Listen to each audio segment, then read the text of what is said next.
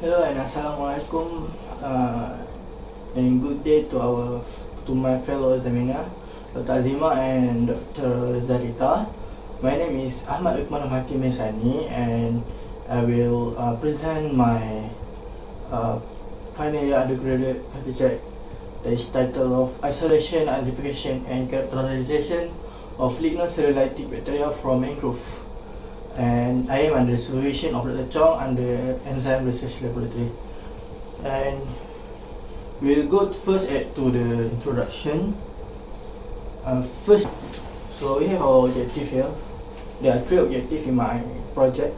First is bacterial isolation and screening. Second is bacterial identification. And the third is bacterial characterization. And then this is some background of my study. We study in mangrove, because mangrove have high salinity and it is a marine environment and rich of microbes, and also it have abundance of lignocellulose biomass. And then why study lignocellulose? What is lignocellulose? Is basically it is the structure that gives a wood the strength and the backbone of its rigidity, that is composed of lignin, cellulose and hemicellulose. Then why pick the lignocellulose? Because some of the application of the lignocellulose that is can produce a biofuel, and then also the enzyme from the microbe that can degrade lignocellulose, the cellulose can use in textile industry and also in vegetable and fruit processing.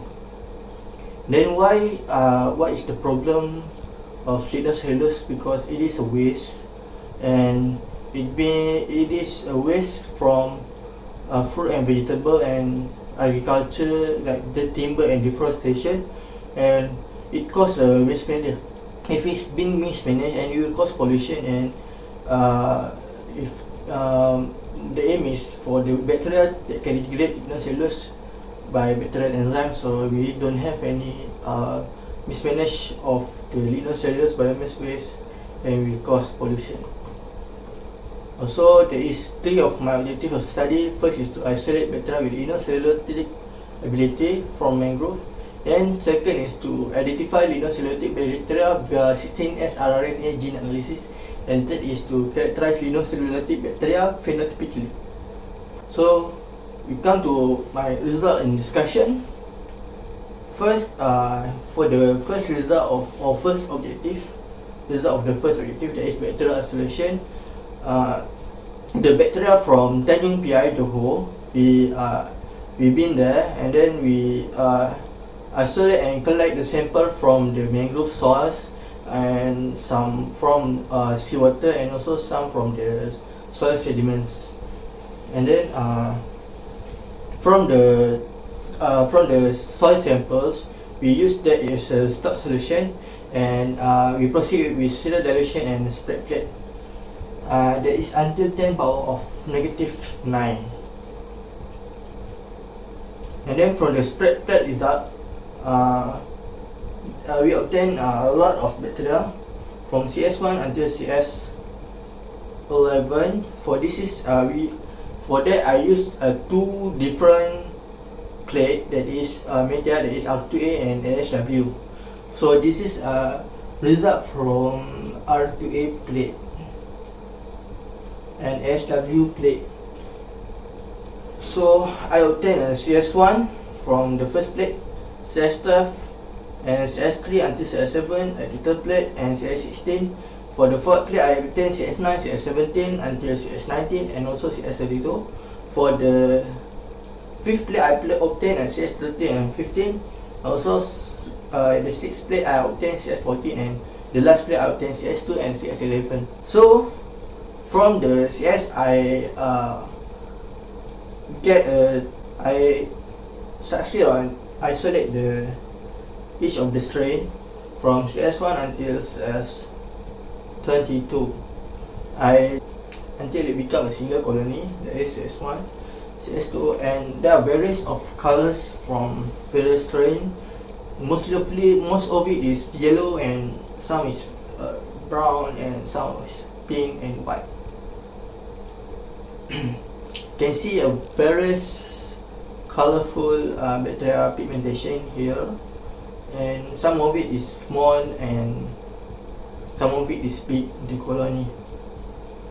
And then from the strain that I obtain, I undergo the qualitative screening of bacteria. So 4 things that I see here that I wanted to screen here is manganese activity, lignocellulolytic activity, Xylanotic activity, and cellulolytic activity. Then I obtain a plant biomass decomposing bacteria.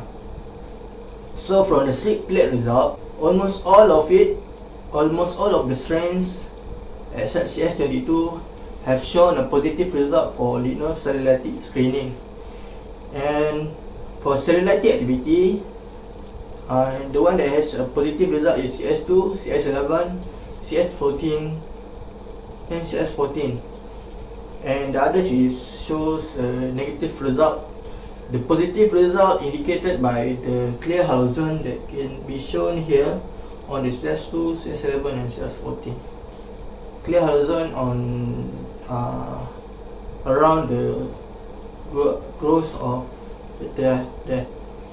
And then for hemicellulolytic activity, that is, we use LBG, locus bean gum, for detect of manganese. We can see that almost all of the strains obtain a positive result except for 3 strains.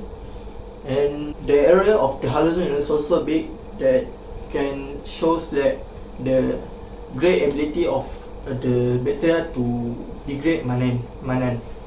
For Xylanotic activities, we use a CornCore as a substrate for testing whether the xylanase is present or not. The Xylanotic activities is tested by same like before, that is, there's form of halogens around the colonies of the bacteria. So for Xylanotic activities, you can see that only 5 strains shows negative result for Xylanotic activity, and others is proving that it have a positive results for Xylanotic activity, that it can produce xylanase. Also for lignolytic activity, I use craft lignin and azorab for testing for the lignolytic activity. So only 3 strains that shows a positive result for lignolytic activity. There is CS7, the end on craft lignin, also azorab, that is only CS12 and CS14 shows a positive result. Okay, so this is the summary of qualitative screening result bacteria. So you can see here, a lot of it, most of my strains have the ability to have a lignocellulolytic ability, and from these 18 microbes, 18 strains, I pick CS5 and CS9. CS5 is because of its colors and its ability to degrade azorab. There is lignolytic activity. And also I pick CS9 because it have a very strong manganese and xylanase activity, and also the pigmentation is distinct from others. Then the next objective is bacterial identification. 2 strains being picked for bacterial identification, that is CS5 and CS9. So this is the way of our lab detecting the lignolytic bacteria. So it is via 16S rRNA gene analysis. So the first step is we will obtain the DNA by using wizard genomic purification kit or Promega, and then we will undergo it for the PCR amplification via 16S rRNA using a Promega also, and we identify the PCR via gel electrophoresis and qualitative by nanodrop. And then after we confirm the DNA is being obtained, we will purify the PCR product, and then after that we will undergo it for a 16S rRNA gene sequencing. And after we obtain that, we will submit it to first base laboratories at the MHD. And then after we obtain the result, we will undergo the phylogenetic tree construction and analysis. So this is the result for genomic DNA extraction.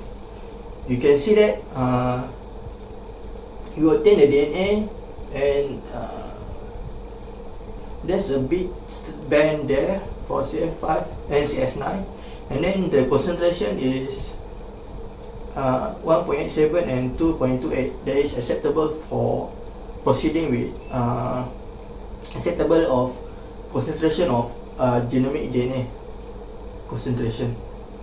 And then we undergoes we send it for PCR the DNA, and then we to amplify the gene, the DNA, and then we get it the PCR result is shown there.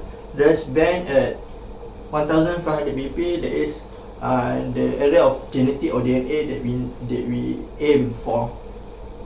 And then after the purified PCR result, we will purify the PCR, and then as shown there, the concentration of purified PCR is acceptable. That is for CS5 is 55 nanogram per microliter, and for CS9 is 118.2 nanogram per microliter. And then after 16S RNA and gene sequencing result, we identify as CS5 is a microbulbifer species, and CS9 is a halobacillus species. Then this is the phylogenetic tree analysis for CS5. That is, I compare with other strain of microbulbifer, and the outlier is Bacillus thuringiensis. So we can see that microbulbifer is actually very close with microbulbifer maritimus strain TF17, and also it also close with microbulbifer asparagus and microbulbifer variabilis. So we can confirm that microbulbifer is almost close with microbulbifer maritimus strain. And then this is for halobacillus. The other is Brevibacillus laminophilus strain DSM6472, and halobacillus species CS19 strain. It is very close with Halobacillus youngeni, that is strain MSS402. Then for the auditive tree, bacterial characterization. So after we identify and successfully the Lignocellulolytic bacteria, the CS5 and CS9, has successfully been characterized in aspect of morphology and its biochemistry. So for the morphology, this is the table of it. There is microbulbifer species CS5 have a irregular shape on agar medium, and also the margin is undulate, elevation in polypinate, the size is very large on the media. They have a smooth texture, and the appearance is dull, and the pigmentation is brown, and it have a opaque optical property. For halobacillus, the shape on agar medium is circular, and the margin is entire.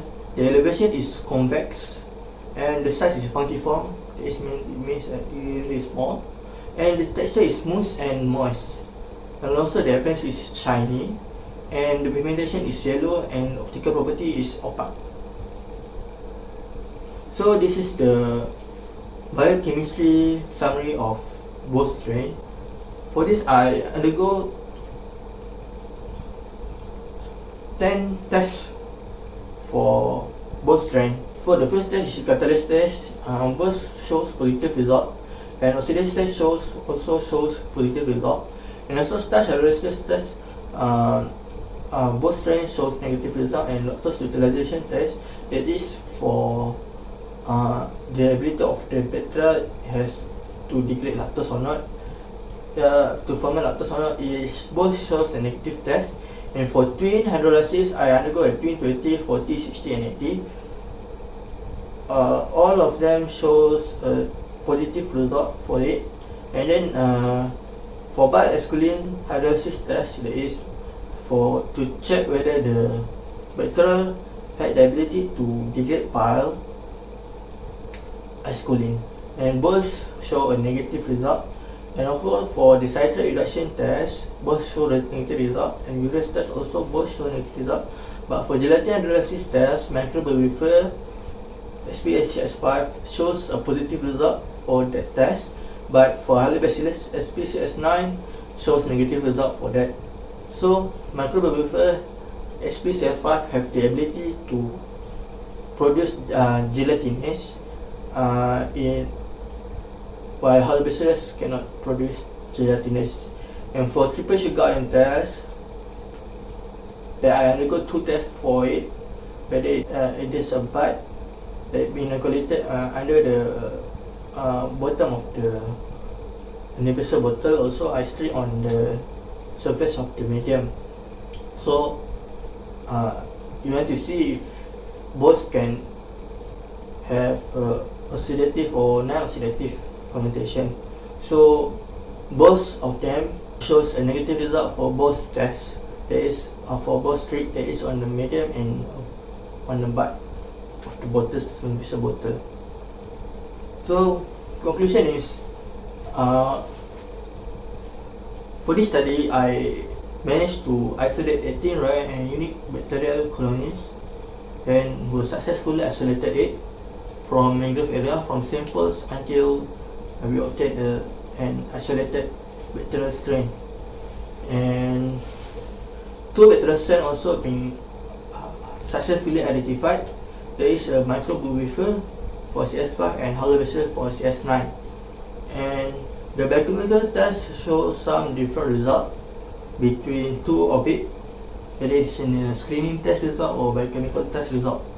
And the screening test result show that the bacteria can degrade plant biomass components for cellulase, mannose, xylanase, and also lignase for CS5. Objective for Activity is being checked because we have successfully get a Lignocellulolytic bacteria from the mangrove area. And the bacterial strains also are unique and different even among its genus, because some of them have an ability like Lignocellulolytic bacteria for SP, CS5. That is, for other strains from my readings, it still doesn't have the Lignocellulolytic activity compared to other strains.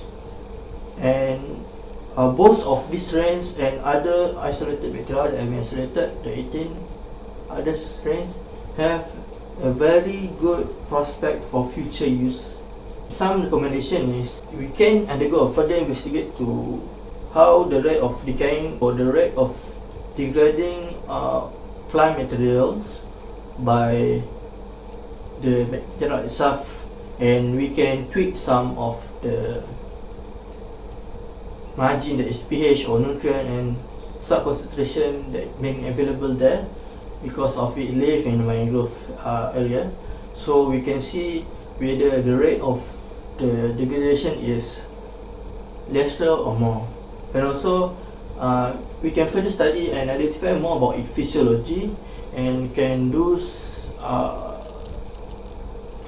cross profile results and whether this can live in various temperature, various how's the growth rate on various temperature and various pH and also various salt concentration.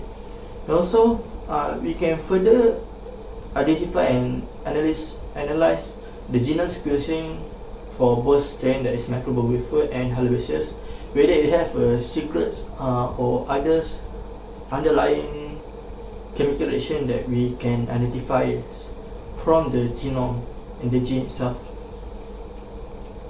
So this is my reference for the studies and the slides. Also this is my appreciation and acknowledgement for, and a big thanks, and I'm grateful for having them in my studies. That is my Enzyme Research Laboratory ERL team 2019-2020. A big thanks for Dr. Chong, Chun, Shiong, my supervisor that always helped me, and Dr. Lam, In Kwan, Chair Shejin, Hamizat Bekaria, Muhammad Razidin Zakaria, Tan Singong, Melvin Tan Chun Yun, Jay Chong, Ken Long, and Suganti. Thank you. That's all for my presentation. Thank you so much.